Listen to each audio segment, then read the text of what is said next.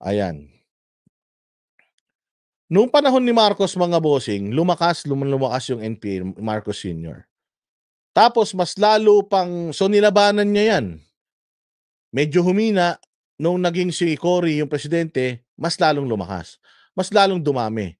Napakaraming mga pulis, mga sibilyan, mga infrastruktura, mga sundalo na sinira etong mga komunista na ito. Sinunog yung mga cell sites, yung mga bus, yung mga businesses sa mga probinsya na hindi nagbibigay sa kanila ng revolutionary tax. Sinisira nila, sinusunog nila, pinapatay nila kapag hindi nila kaanib.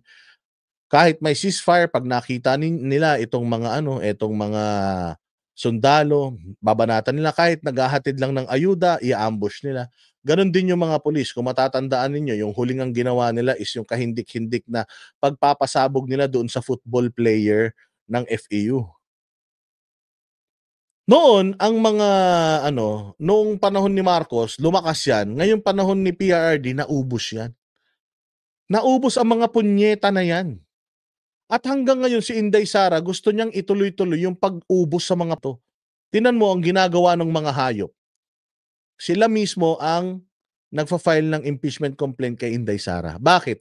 Kasi nga kalaban si Inday Sara ng mga komunista, ang mga Duterte. Panahon ni Bongbong Marcos, anong nangyari? Katulad nung tatay niya. Nung tatay niya nabuo yung mga NPA, dahil sa kahayupan ng tatay niya, ngayon naman nung panahon niya, dumadami na naman yung NPA. Bakit? Kasi pinababayaan niya. 'Di ba? Dati, mga bossing, yung mga NPA, ubos na yan eh. Dati sila itong mga makakaliwa na to diyan sa Kamara. Nagrarally yan mga bossing. Nagrarally yan mga yan diyan sa labas, diyan sa may rotonda, kung saan-saan doon lang nagrarally mga yan. Just recently, nagrally sila papunta ng Menjola, nambugbog pa ng mga pulis ang mga hayop na yan. Ang daming kumakalat na video na yun. Actually, na-demonetize nga yung Facebook ko dahil dun. Na-cancel, ang tawag dito, na-restrict yung Facebook ko dahil pinost ko yung video na nanggugulpi sila ng pulis. Mantakin mo nanggugulpi sila ng pulis. Yung mga kaibigan nila hindi nila makundina yung mga NPA. Yung mga NPA na ambush ng mga uniformado, ng mga pulis, ng mga sibilyan, nanununog, naninira ng infrastruktura ng mga tractors na ginagamit pang infra. Kaya walang nag-iinvest sa mga probinsya dahil sa mga to. Takot mag-invest ang mga business doon dahil may red tape na nga, kailangan mo pang maglagay sa mga hayop na ito. Lagi sila sa Minjola, sa Katipunan, nandiyan sila sa UP grounds, nandiyan sila sa Rotonda. Pero ngayon, ang nakakalungkot, nandito na sila ngayon sa House of Representatives.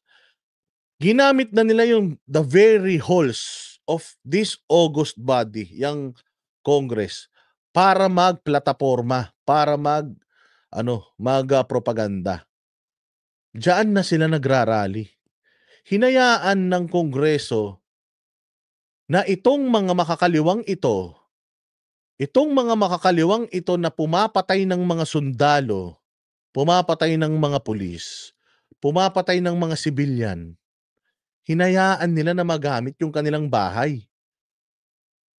Sabi nga ni Akop, 'di ba, bahay namin to. Pinapasok mo itong mga to sa bahay mo? Anong ibig sabihin? Kaibigan na nila ang mga to. Kaya yun ang nalulungkot ako. Bakit sumusuporta pa din ang sandataang lakas sa administrasyon na to? Ano yun?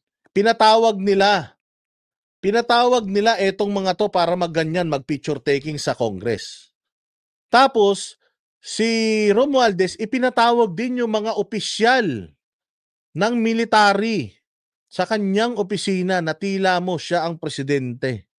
Ipinatawag din niya, nag-picture din sila. Ano yun? Ang mga makakaliwa at saka mga sundalo, kakampi nyo na pare-pareho? Anong klase yan? Ano na pinaglalaban natin? So sino na lang ang kalaban ng Pilipinas? Hindi nyo na kalaban ng mga komunista. Hindi niyo na kalaban ang mga realista. So, sino ng kalaban niyo? Mga Duterte na lang? So, yun na ba talaga ang, sitwasyon ng bayan nating Pilipinas? Na ang issue natin is Duterte na lang? Hindi ba kayo nahihiya sa picture na 'to? Mga kababayan kong mga low-ranking military of officers, hindi kayo kinikilabutan dito na itong mga sympathizers, ito galing mismo 'to kay Joma Sison, na mga ano 'to, fronts itong mga ito ng CPP-NPA. Hindi kayo nabibwisit na nakikita itong mga 'to na nananalo, na gumastos ng napakalaking pera ang KOJC para tumulong sa NTF-ELCAC to fight insurgency. Now, question, nanalo ba tayo? May katuturan ba yung mga nabuwis na pera para dito sa laban natin against communism? Yoon bang mga nagbuwis ng buhay na mga sundalo at mga pulis, sa tingin ninyo, doon sa langit, kung nakikita nila ito, sa tingin nyo masaya sila? Na yung gobyerno na ipinagtatanggol ng mga sundalo ay kasapakat na ngayon nung mga pumatay sa kanila at pumapatay sa kanila. Yung sympathizers ng mga pumapatay sa kanila. Sino ang nagsasampa ng demanda kay Inday Sara? Puros makakaliwa. Si Leila de Lima, di umano yung kapatid niya, asawa ni Joma Sison. Si Browner, di umano, pinsan ni Teddy Bagilat, na sympathizer din daw ng NPA, di umano. Etong mga 'to, sabi ni Joma Sison mismo, yang Gabriela, Anak Bayan, Bayan Muna, Anak Pawis. Those are fronts ng CPP-NPA, and ang saya-saya nga niya dahil nakapasok na sila sa kamara. So ito yung gobyernong ipinagtatanggol ng mga loyalista ni Bongbong Marcos. Ito yung gobyerno na ipinagtatanggol ng mga tiyahin-tiyuhin ninyo na nabudol na hindi pa rin umaamin sa kanilang mga pagkakamali. Sabi nga ni Box, iniinsulto harap-harapan ang AFP at PNP. Pero anong ginagawa nila? Wala. Kasi sila ay slave sa politika. Dati, ang mga Pilipino umaasa sa pulis at saka sa sundalo na ipagtatanggol sila. But it is turning out to be the other way around. Mukhang itong ating military ngayon, itong ating mga kapulisan ngayon ay talagang wala na. Sumusunod na, hindi na sumusunod sa, sabi nga ni Inday Sara, yung lawful order. Hindi na.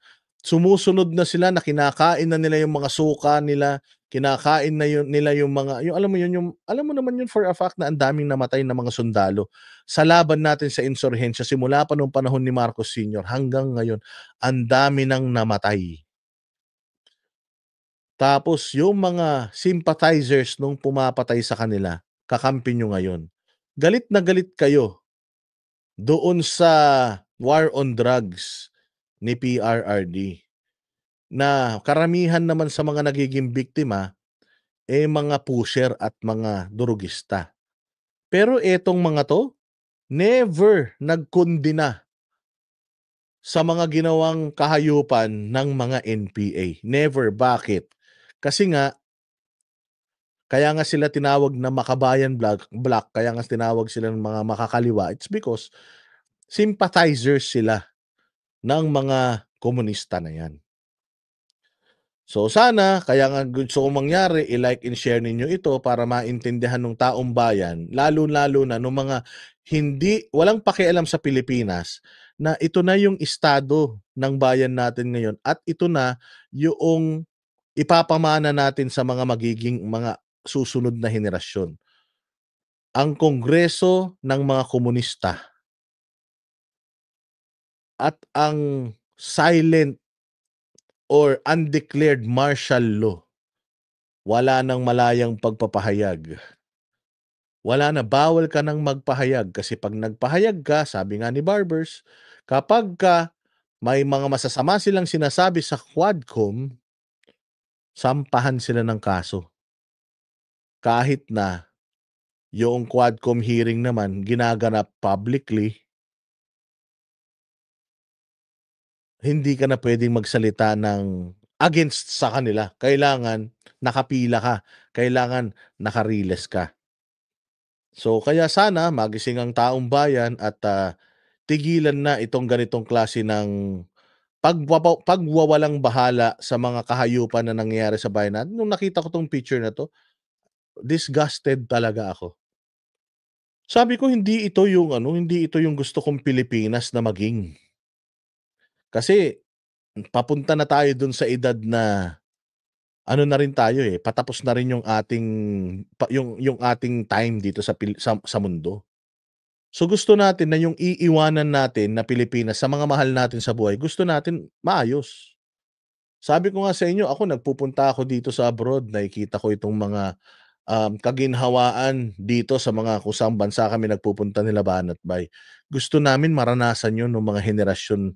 Kumbaga sa Pilipinas mismo maranasan 'yun ng mga susunod na henerasyon. Masaya na kami kahit hindi na namin abutin sa time namin yoong magagandang mga ano, magagandang mga puwedeng mangyari sa Pilipinas. Basta ang importante yung mga susunod na generations magkaroon ng ganitong klase ng buhay, ng pamumuhay, ganitong klase ng ano, ng sistema. Kaya importanteng-importante mga bossing yung inyong pagse-share, inyong pagla-like, importanteng-importante yan kasi yan na lang ang panglaban natin, eh. Yan at tsaka alam niyo ang napakaganda nga kaya ako sabi ko nga sa inyo, eh, puwede ko namang gawin yung ginagawa nila Banat Bay, nila Jay Guevara, nung mga ibang mga vloggers na mag-upload na lang na mag-upload. Sa totoo lang, less time consuming yun para sa akin. Sa daldal ko na 'to, kaya kong mag-upload ng 3, 4, 5 videos in one day para mapanood ninyo. Hindi na ako mag-live. Pero para sa akin kasi, importante yung interaction. Importante na updated ako sa mga pulso or updated ako sa mga laman ng mga puso at isip ninyo, nababasa ko. Nakikita ko kung ano yung pulso ng mga netizen, updated ako o yung real time. Kaya kahit na mas maganda ang revenue sa pag-a-upload ng videos kasi makikita ninyo, ang daming mga YouTubers na kumukuha ng mga videos ng banateros, 'pag tiningnan mo yung views nila daan-daan libo. Mas marami pa silang views kaysa sa amin. So, mas kumikita sila sa pagod namin. Nage-gets niyo yung ibig ko sabihin? Kami yung nagpapagod mag-content, mag-live, kukunin lang nila yon, ire-re-upload lang nila dahil di kami nagka-copyright. Yun naman gusto namin kumalat, eh. Kaya okay lang yun. Pero kung titingnan mo, mas malaki yung ano, ito yung tinatawag na work smart. Mas malaki yung kinikita nila kaysa sa amin mismo nag-e-effort para magsalita dito. Pero okay lang yun. Yun nga ang gusto namin kumalat talaga. Pero ang ibig ko sabihin is I chose to go live kasi nga importante sa akin na nakakausap ko kayo. Importante sa akin yung opinion niyo updated, nababasa natin dito. At importante 'yon kasi mahaba itong oras na 'to, nanonood sa atin yung mga hinayupak na 'yan, nakikita din nila yung inyong mga ano, mga comment diyan.